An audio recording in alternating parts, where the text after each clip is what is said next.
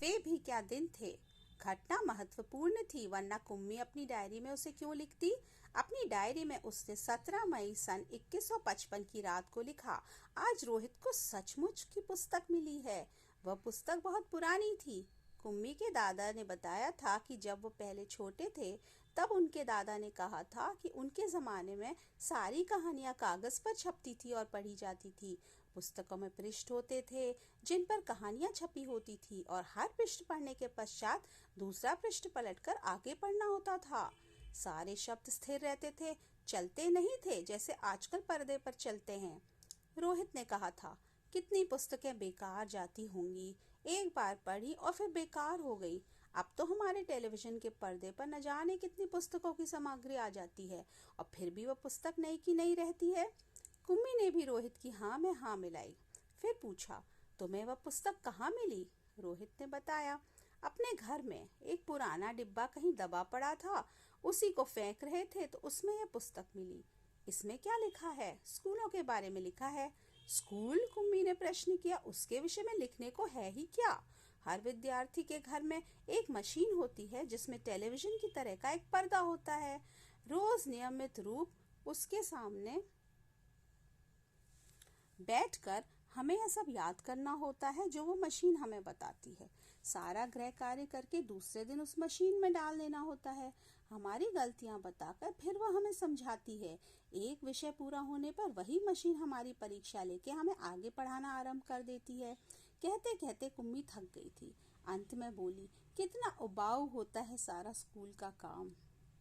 रोहित मुस्कुराते हुए इसकी बातें सुन रहा था। अरे बुद्धू, जैसे स्कूल का वर्णन इस पुस्तक में है वह इससे भिन्न होता था। इसमें तो उन स्कूलों के बारे में लिखा है जो सदियों पहले होते थे। कुम्मी के मन में कुछ उत्सुकता जगी। बोली, फिर भी उनके यहाँ मशीन से बने अध्यापक तो होते ही होंगे।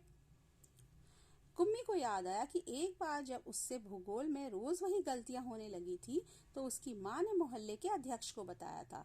तब एक आदमी आया था और उसने उस मशीन के पुर्जे पुर्जे अलग कर दिए थे। तब उसने मन ही मन ये मनाया था कि वह आदमी इस बोर करने वाले अध्यापक को पुनः जोड़ ना पाए तो उसे हमेशा के लिए छुट्टी मिल जाए।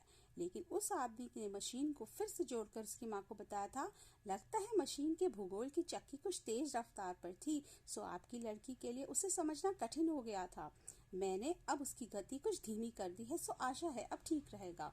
और कुम्मी को उसी समय भूगोल का सबक सीखने बैठ जाना पड़ा था।